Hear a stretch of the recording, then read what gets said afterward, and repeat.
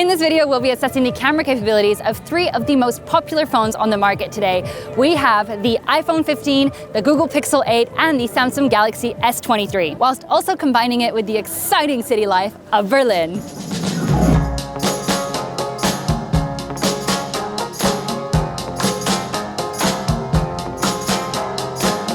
Whether you're a selfie expert like myself, or perhaps you're a passionate photographer, or you recently became a new parent, or maybe you just love cooking up a storm in the kitchen, or maybe you like just taking stunning photos of your furry companion, because let's be honest, that's primarily what my camera roll consists of. Either way, your phone camera quality is crucial.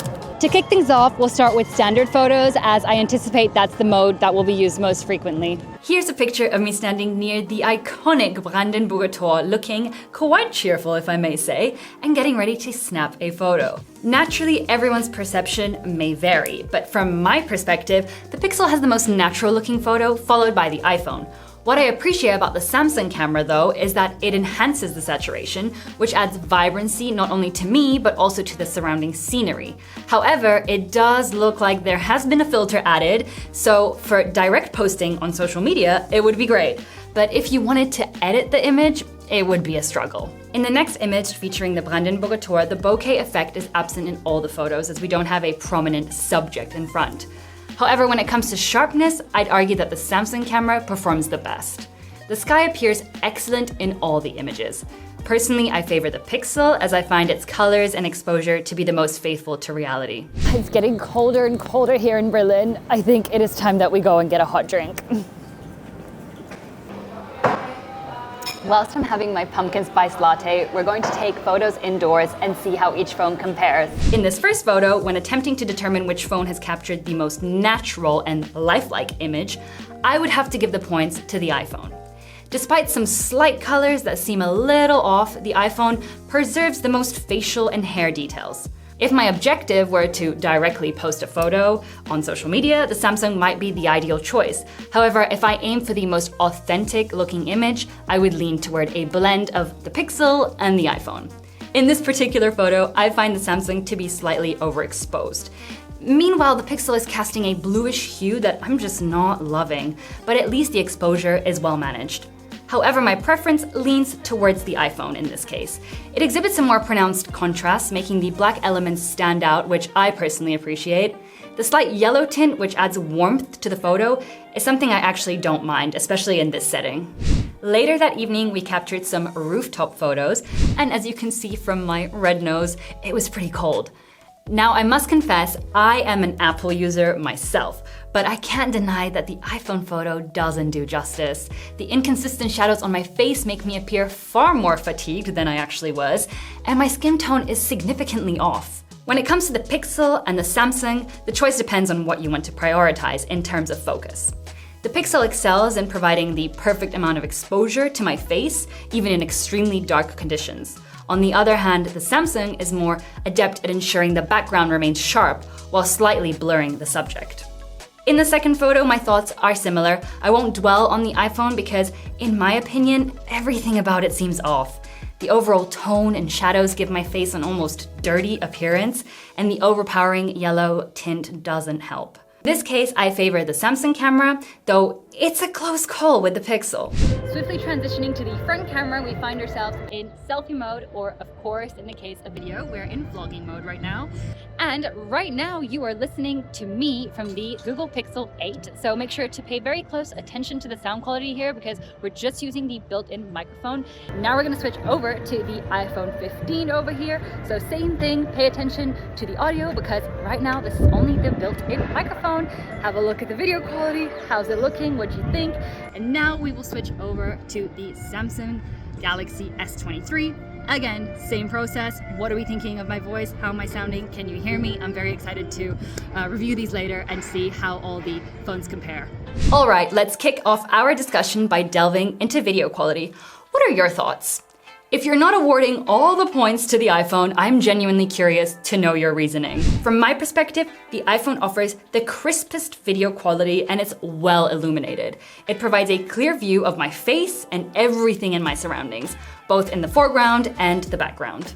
On the other hand, the Samsung video appears significantly underlit. Despite the seemingly cloudy conditions, it was actually a rather sunny day. Meanwhile, the Google Pixel video seems to be quite blurry, especially when I'm at a distance from the camera.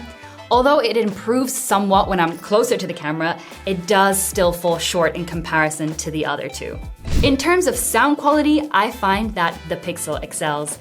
Its audio is exceptionally clear and it's great at minimizing wind and background noise, creating an impression as if an internal microphone is being used. I was also intrigued to see how the front camera performs when taking photos, so here are some delightful selfies of myself. Now, I wouldn't describe my skin as problematic, but who doesn't appreciate a little touch-up when it comes to selfies, am I right?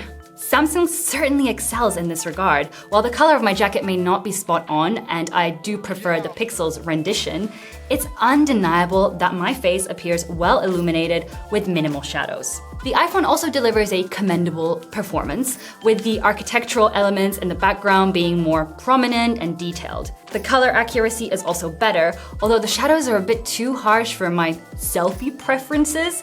Even though I find the jacket color in the Pixel to be the most accurate, it does seem to be the darkest of the three. Here's an indoor selfie of me, and this time, the iPhone has transformed me into Shrek, mainly because the white balance is completely off. However, aside from that, the image boasts sharpness that is actually quite impressive. Possibly a bit too sharp for my taste, a few stray white hairs are making a bold statement. In my view, it's a close contest between the Pixel and the Galaxy. Both exhibit accurate colors and excellent exposure. The only reason I'd give the Samsung the edge is due to its enhanced sharpness in the right areas, such as my eyes. Wow, would you look at that? This time it's the Pixel giving me a lovely green tint, not the iPhone. Nevertheless, the photo is lit well and the sharpness surpasses that of the Samsung. However, since we are focusing on a low lit night scenario, I have to give the points to the Samsung. It just has the best lighting, and it's possible that we simply experienced some unfortunate focusing issues with this specific image. While the Pixel's front video performance received pretty low ratings, it redeems itself when it comes to regular videos. I'd venture to say it maintains a cinematic touch with a subtle blur, which I actually find rather appealing. However, it does exhibit a noticeable blue tint, although the sky is still nicely illuminated. On the other hand, the Samsung camera truly steals the spotlight with its impeccable exposure and vibrant colors, lifting shadows to a degree. In contrast, the iPhone video crushes the shadows completely and cranks up the contrast excessively, resulting in an overly dim video. Yet when indoors with slightly lower lighting, the Samsung appears to struggle with exposure issues. In this scenario, I'd say the iPhone and the Pixel perform equally as well, as they both deliver ample lighting. The Pixel exhibits a slightly more vibrant appearance, while the iPhone offers a sharper look. At night, the Pixel is the clear winner. While it may not claim the title for the best front camera, there's no denying that its low-light performance is outstanding.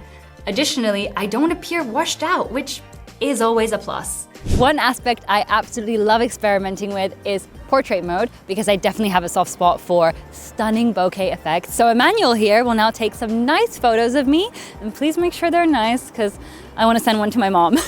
I find the Pixel and Samsung to be somewhat overexposed, with the Samsung in particular exhibiting excessive overexposure. It has even introduced a peculiar new shade of black with a hint of pink on my jacket. In contrast, the Pixel, apart from its slight overexposure, fares reasonably well. The colors are pleasing and the overall image is usable. On the other hand, the iPhone has excelled at ensuring that I am well illuminated while maintaining the right balance of shadows in all the crucial areas. When it comes to capturing non-human subjects like objects, bridges, sculptures, or anything else, all phones delivered fairly similar results. There's not a significant difference to note except for the minor smudges seen around the mouth of the horse in the Pixel's images. However, the moment we transition to a low-light scenario, the iPhone encounters difficulties in achieving well-lit subject spaces. The shadows appear excessively harsh despite maintaining relatively accurate skin tones. In this particular instance, I believe the Pixel deserves recognition as it manages to provide the most balanced exposure, accurate colors, and an overall higher quality image. Although there might be some minor smudging at the top of my hairline, I also appreciate how the camera tames my frizz, a feature less pronounced in the iPhone's images. In this set of photos, it's evident that all three images are decent, and I'm somewhat uncertain whether there is a clear standout among them. The most notable distinctions include the typical oversaturation in the Samsung photo and the closer crop in the Pixel image. Aside from these aspects, all the photos appear equally impressive. Night photography is always a bit tricky. The Pixel offers superior exposure and sharpness, but some may favor a smoother, less intensely illuminated image. In such cases, the Samsung and the iPhone both perform decently.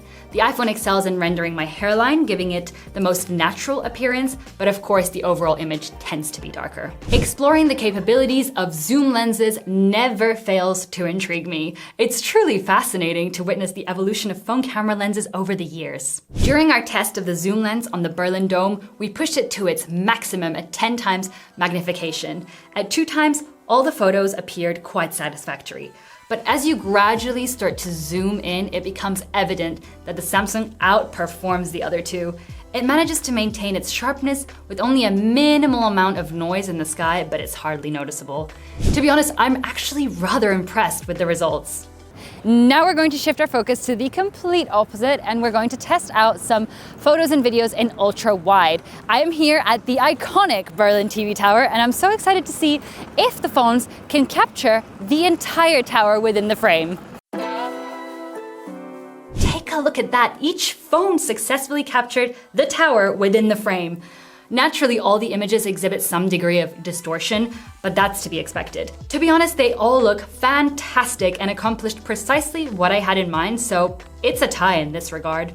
However, in the next photo, I'd have to give the points to the iPhone. If you examine the sky closely, you'll notice that the Pixel and Galaxy show a degree of overexposure in certain areas, particularly near the center building. In contrast, the iPhone demonstrates a higher dynamic range, allowing us to appreciate the beautiful sunset. The iPhone also excelled in low-light indoor photography with a nice result. If you look closely through the back window, you can see that the colors are most accurately represented, and the scenery appears sharp. In this aspect, the Pixel falters by overexposing the sky, while the Samsung exhibits an overall excessive blue tint. In the following photo, the iPhone once again claims the top spot by effectively illuminating me. The overall tone and natural ambience of the photo stands out most prominently in the iPhone's capture. Both the Pixel and the Samsung fall short in properly lighting my face and body, causing the subject to become lost in the shadows. During nighttime shots, the Pixel faces the same challenge as before, particularly on my jacket where it tends to clip the shadows in specific areas. This means that if I were to brighten this photo, those black patches would remain excessively dark. In this scenario, I'd say the iPhone delivers the best performance, while Samsung's image appears slightly blurry, especially around my jacket. In the following photo, despite the Samsung producing a cloudy effect caused by the car lights in the background, it excels in illuminating my face and boasts the sharpest details. However, if the priority is showcasing the surroundings behind me, such as the buildings in this instance, then the iPhone outperforms by highlighting these elements more effectively. Ultra-wide indoor videos captured with natural light streaming in through the windows produced equally good results. The iPhone offers slightly less saturation, while the Samsung leans towards a higher level of saturation, accompanied by fairly pronounced shadows. Here, the Pixel has the most natural-looking colors though, so it lands as my favorite. In the second video, the iPhone boasts the widest frame and is likely the sharpest of the lot. However, have you noticed the peculiar effect occurring on the ceiling throughout the footage? I also find the Samsung to be the best lit and delivering the smoothest video, but it also does have the most cropped in frame. When it comes to nighttime videos, it's a rather lackluster performance from all the three phones. All the videos exhibit a considerable amount of graininess and blurriness. To be honest, it's challenging to determine a clear winner in this round. However, if I absolutely must select one, I'd give the point to the Samsung because it appears slightly sharper than the others. So finally, let's summarize each category and see who the winners are. For standard photos, the Pixel comes in first place, followed by a draw between the iPhone and the Samsung. Next, we have the front camera, where Samsung takes the first place, followed by the Pixel, and then the iPhone. In portrait mode, the iPhone and the Pixel tie in first place, leaving the Samsung in the last place. In videos, the Pixel takes first place, followed by the Samsung, and finally we have the iPhone. And the same order goes for video sound quality. It was very clear that the Samsung is the winner when it comes to the zoom, followed by the Pixel, and then the iPhone. Finally, we come to ultra-wide photos, where the iPhone takes the first place, followed by the Samsung, and then the Pixel.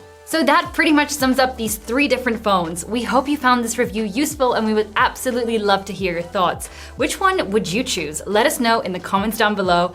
As always, give this video a big like if you enjoyed it and don't forget to subscribe. Our analytics show that the majority of you watching haven't actually subscribed yet, and we would absolutely love to have you part of our Versus community. With that being said, we will see you in the next video, and until then, take care.